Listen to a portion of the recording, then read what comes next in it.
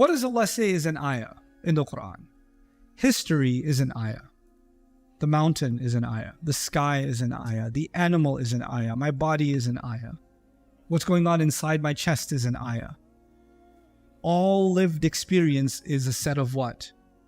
Ayat. And each one of them becomes valuable because they are ayat of the King. Allah is so powerful, He doesn't have to become visible in how He exerts His power. Latifun lima yasha. He's subtle in how He does things. Delicate in how He does things. Nearly unnoticed in how He does things. You know? And some things is very obvious, and some things is very delicate and invisible. And that's actually one of the great manifestations of the might of Allah Azza wa Jal. Now, monuments and wealth. Allah says about Himself, Allah says, كَذَلِكَ نُرِي إِبْرَاهِيمَ مَلَكُوتَ السَّمَاوَاتِ وَالْأَرْضِ. We wanted to show Ibrahim alayhi salam the symbols of Allah's kingdom. Show him the signs of Allah's kingdom. Allah asked the question to the disbelievers, أَمْ لَهُمْ نَصِيبٌ مِّنَ الْمُلْكِ. Do they have any signs of their empire? I'd like to see what portion of the empire do they have? What control do they have? And if they had something, they wouldn't give it to anybody else. I was also thinking about how symbols of kingdoms are really important. You remember in the story of Yusuf alayhi salam when the cup was taken? Why was the cup important? It could have been any cup, like from a water cooler. Wouldn't have been a problem. It was the king's cup. It was Surah Al-Malik. Nafqidu Surah Al-Malik. Because now that represents, something very high value because it's associated with the kingdom. So, you know why this is an important thing for Quran students? The cup is a symbol of the kingdom, which is what gives it a lot of value, isn't it? Now, that means the word for symbol in Arabic is ayah. I'll say that again. The word for symbol is what? Ayah. So it has value because it's an ayah of the kingdom. What does Allah say is an ayah in the Quran? History is an ayah. The mountain is an ayah. The sky is an ayah. The animal is an ayah. My body is an ayah. What's going on inside my chest is an ayah. All lived experience is a set of what? Ayat. And each one of them becomes valuable because they are ayat of the King. So there are two kinds of ayat in the Quran. There are ayat all around us and there are ayat of His revelation. But they are valuable because they are ayat of the King. Just like the king of the cup of the King in the surah. Allah says, قُلْ لَوْ أَنْتُمْ تَمْلِكُونَ خَزَائِنَ رَحْمَةِ رَبِّي لَأَمْسَكْتُمْ خَشْيَةَ الْإِنفَاقِ. If you owned the treasures of Allah's rahmah, if you had any authority over them, you would have held them back. Meaning Allah's kingdom is so vast. When you see a prosperous kingdom, everybody's living well. Some nations in the world are so wealthy that they just give money to just everybody, just wealth upon wealth. Nobody's poor. And everybody's living large because the kingdom has just too much to give. And they just give and give and give, right? Some small nations in the world that have massive natural resources and things like that, they do that, right? So the idea is a kingdom that has the ability to give is more generous. And just in the way that Allah provides rizq to all of His creation, is a manifestation of Allah's kingdom. Okay. It's also interesting, again, symbols of kingdom. I'm highlighting this because it's one of the most important things that tell us about a kingdom. Allah even mentions a woman who was a queen. Who was that? Saba, Shiva. What does He say about her? Inni wajadtu imra'atan tamlikuhum. I found a woman that rules over them. And what did He say about her? He said, وَأُوتِيَتْ مِنْ كُلِّ شَيْءٍ وَلَهَا عَرْشٌ عَظِيمٌ. She has all kinds of things and she has a great throne. What was the symbol of her kingdom? So you notice a theme now. In the Quran, when Allah mentions kingdom, one of the things you notice about kingdoms are its symbols, the marks of that kingdom. Okay. The right to rule. Who is the rightful king? In the story of Talut and Jalut, the Israelites came to their prophet and said, we need a king because we need to fight in the path of Allah. Who will be the rightful king? Their prophet told them, Inna ayata mulkihi an ya'tiyakum at-tabutu fihi sakinatun min rabbikum. The sign of him being the legitimate king is this cart will come back. That's a long story, but it's a really fun story actually in Jewish history that Allah refers to in the Quran, because the Quran is actually very full of Jewish history. There's lots of accounts of Jewish history in the Quran, and there's a lot of interplay between the Old Testament and the Quran, right? So, but anyway, I won't go there, but I will tell you one thing about Allah subhanahu wa ta'ala. Like I told you, kings all often have to claim why they are the rightful king. And they have to be declared the rightful king.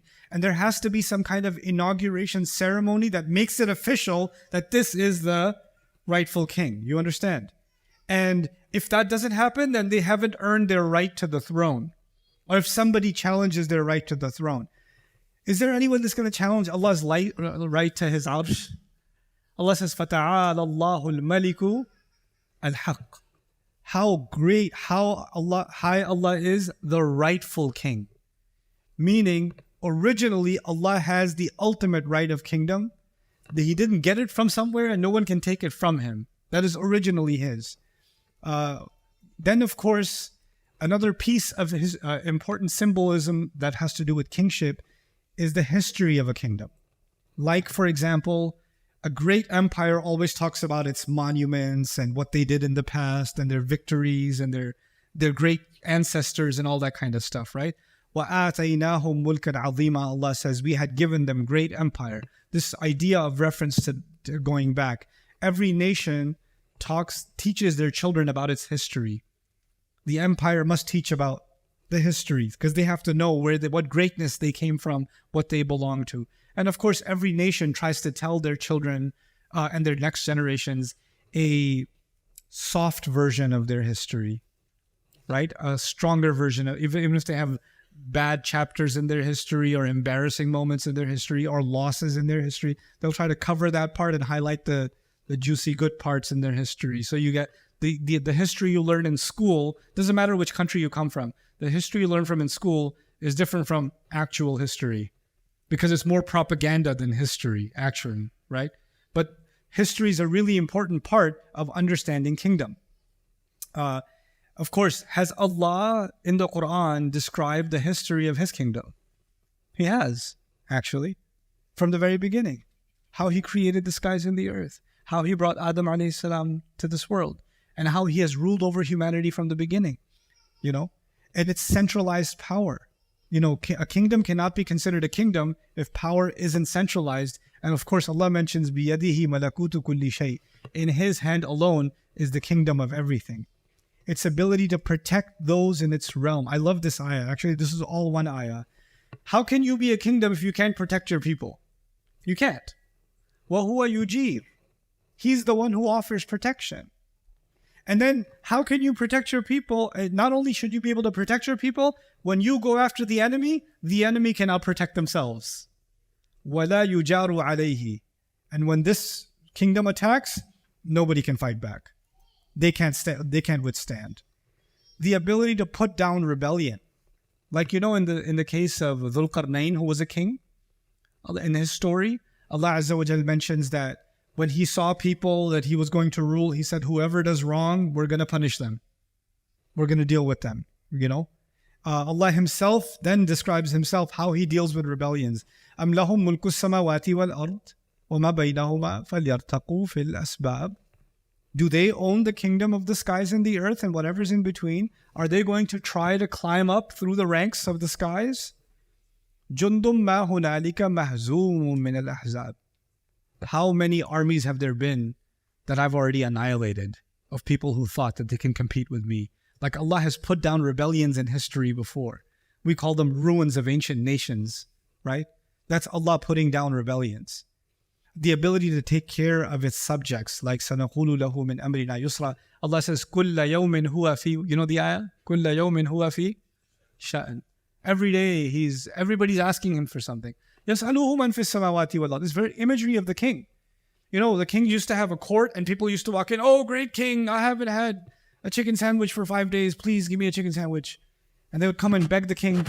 And the king would give them this land and give them this chicken sandwich or whatever he'd give them. People come and beg the king gives. And then the king is running out of money. The budget is bad. Now the king is not giving, the king is taking. He's like, oh, collect tax. We already collected tax. Collect tax again. Change the season, collect the tax again. Take more from the people. So actually, people think the king is the one that gives. In this world, the king does mostly what? Taking. The king does more taking than giving.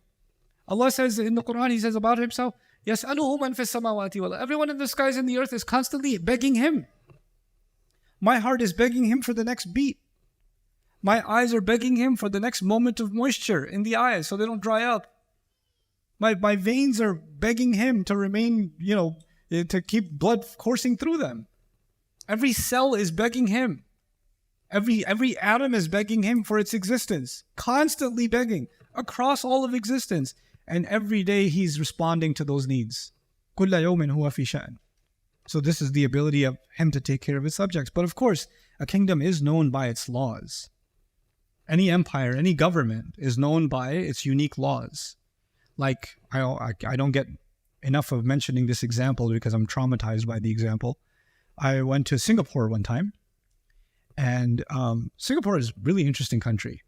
You can't chew gum in Singapore on the street. You get arrested. Yeah. Can't chew gum. Don't do it. Don't do it. Just don't do it. Okay. Anyway, so what happened was, it was summer. It was very moist. So I had some bug spray. You know the bug spray? I had a little bit of bug spray with me and a cream. And when we landed the plane in Singapore, the flight attendant that says you can take your seatbelt off, blah, blah, blah, blah. She said, welcome to Singapore. If you are found in possession of any illegal drugs, you will be given the death penalty. Enjoy your stay in Singapore. I took my bug spray. There was one of my employees was working with me. I was like, you carry this. A kingdom is known by its what? Laws. A government is known by its laws, its unique laws, right? Does Allah also give us laws? Yeah. And a king, like even the story of kingdoms in the Quran, like Yusuf alayhi salam he was a minister, but he wasn't the king. He wasn't the king, so he wanted to keep his brother. But his brother didn't have the proper paperwork. He didn't have a visa for the kingdom. He didn't have any citizenship or anything. He was actually he was visitor visa. Refugee status. So he couldn't keep him. So he had to come up with a way of getting him arrested. And Allah says, مَا كَانَ اللَّهُ لِيَأْخُذَهُ فِي دِينِ الْمَلِكِ. There was no way for him to keep him in the law of the king. Because according to the law, he couldn't keep his brother. Right? But the law is not being made by Yusuf alayhi salam. The law is being made by who? The king. That's the higher authority. Kings also engage in war. Kingdoms engage in war. And when they engage in war, Shiba makes a commentary about kings and what they do. She says, إِنَّ الْمُلُوكَ إِذَا دَخَلُوا قَرْيَةً أَفْسَدُوهَا. When kings come into a town, they violate that town. وَجَعَلُوا أَعِزَّةَ أَهْلِهَا أَذِلَّةً. And they take the noble people of that town and humiliate them. They do that. In fact, they engage in oppression, basically. Allah, the King of Kings, He also does war. فَأَذَنُوا بِحَرْبٍ مِّنَ اللَّهِ وَرَسُولِهِ. He does war, but He never goes after anyone who is not what? Zalim. He's never, the only people, هَلْ يُهْلَكُوا إِلَّا الْقَوْمُ الظَّالِمُونَ. Nobody, is anyone going to be destroyed except the wrongdoers? Except the criminals? No one but the criminals. When kings take over, do only criminals get killed or civilians, standby, innocent people? Everybody gets killed. In fact, if you were loyal to the previous government, you get killed. Rasulullah ﷺ takes over Makkah. What's the policy? Kill everyone? Kill all the people who fought you at Badr? If you meet someone who met you in battle before, take their head off? Is that the policy? No. I will say to you what my brother Yusuf said to his brethren. لا تثريب عليكم اليوم. No harm will come on you today. Allah is a different kind of king. And He sends His Messenger ﷺ to execute Allah's style of kingdom. Not the style of kingdom that happens in the earth, but a heavenly kingdom. Okay? Anyway, so I'm going to have to stop here. There's so much to do. But I will leave you with one juicy thing because I can do the juicy stuff. The next name of Allah we're going to study is what? Al-Quddus. Al-Quddus has two layers of study. The two layers of study are, what does the word mean in Arabic and how was it used in the Arabic language, and then how is it used in the Quran? So Arabic and the Quran, that's one layer of study. But the other layer of study is actually, this word is very important in biblical studies. So in the study of the Bible, in the Hebrew Bible, this word is really, really important. And we're going to have to look at why it was important to them also. Why is it important to study that or know that? Because the Quran is actually speaking to multiple audiences. And one of its audiences is actually Jewish scholarship. But you may not know that, now you know. One of the direct audiences of the Quran is who? Not just the regular Jews even. Jewish scholarship. It was actually communicating with them directly. And a lot of the language in the Quran, we understand it from the Muslim perspective, but when they heard it from a background they already had. You understand?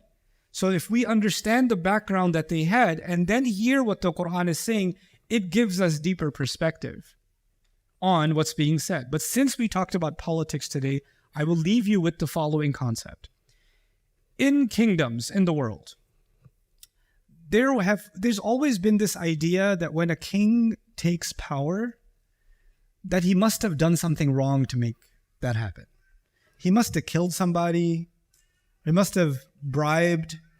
There's some corruption behind the scenes, because you don't move up unless you get your hands dirty.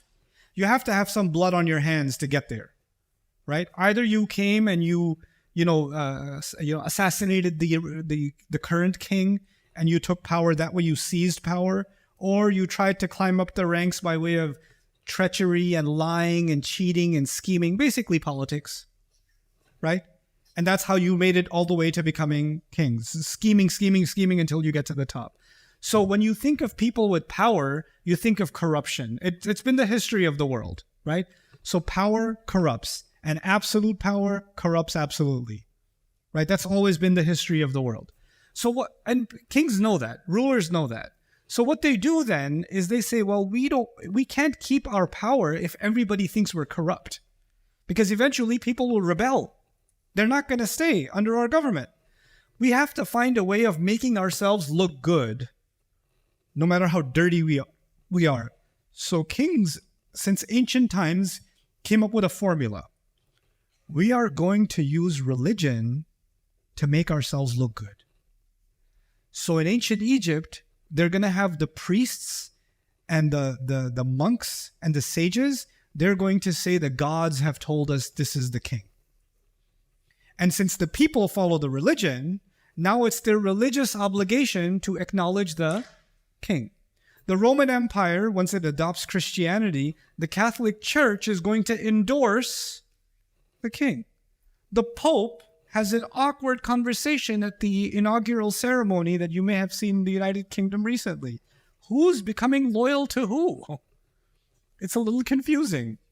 But the idea is, this is a kingdom that is endorsed by God himself through the church or through the priesthood or through the temple, right? This happened in ancient Indian, kingdoms, Buddhist kingdoms, right? The Chinese emperors, they'll have some sages or somebody that acknowledges them, endorses them, because they get the religious people that follow the religious leadership. When the religious leadership endorses the king, then it becomes the religious thing to do to follow the king. And then in many of these kingdoms, they have prayers for the ruler. They'll pray for the ruler. God save the queen, God save the king, right? They'll have those kinds of things. So what happens is, there's the world of politics and there's the world of religion. And the religious people, they're considered holy. I'll say that again. They're considered what? Holy. And the word for holy people is muqaddas. The word is what? Al-Muqaddas. So kingdoms stay stable because they use the Muqaddas class to declare themselves pure. Because they themselves are corrupt, they need the Muqaddas class to become legitimate. You understand? And these Muqaddas class, these sacred people, these holy people, these saints, these people, they're actually also behind the scenes. What did they say? Hey, we're going to endorse you, but we're going to need a sizable donation, fi sabili. fi sabili us. You understand? Behind the scenes, it's a backdoor deal. So actually, it's not just one is corrupt. The truth is what? Both of them are corrupt. What is this surah going to do? It's actually going to highlight the corruption on the Muqaddas side. It's going to do that too. But what is Allah telling us by these two names together? Al-Malik, Al-Quddus. Allah is the ultimate king. Human beings, when they think of a king, they think of someone who is dirty, corrupt. And then they need to be cleansed by some other religious entity. And Allah says, no. Allah is ultimate king and Allah is ultimately pure, all in one. And what did that teach the Muslims in their understanding of the world? It taught them that in this religion, it's not that is a different world and this is a different world. This is these people, these Muqaddas people, these holy people, they stay inside the monastery. They worship and pray. They think about God and the angels and heaven and hell, but they don't know what's happening in the real world. They don't know matters of government. They just know matters of God. Right? That's the Muqaddas class. And then the kings know the matters of politics and what's really happening in the world. Right? So these are the pure people, and these are the people of the samawat, and these are the people of al-ard. You see? يُسَبِّحُ لِلَّهِ مَا فِي السَّمَوَاتِ وَمَا فِي الْأَرْضِ الْمَلِكِ الْقُدُّوسِ. It's incredible. Like how everything is tying together now, and Allah is teaching us actually in this religion to become holier, to become pure. It doesn't mean you don't know what's happening in the real world. And just because you're engaged in politics and the real world doesn't mean you have to become dirty. Both of those things coexist because our God is both Al-Malik and Al-Quddus, all in one. You know this idea, leave to God what is to God, leave to Caesar what is to Caesar? Allah is Al-Malik and Al-Quddus, you see? So it's these few words, they're so profound in the social philosophy, the political philosophy, the outlook that it creates, and it makes sophisticated believers. Now these people are revolutionary. Every religion before this basically used religion as a tool to advance power, the holy right, the divine right of kings. And the Quran comes along and says, no, purity only belongs to Allah, and absolute rule only belongs to Allah. Everyone besides Him is going to be imperfect. Everyone is going to be imperfect. SubhanAllah. Al-Malik Al-Quddus.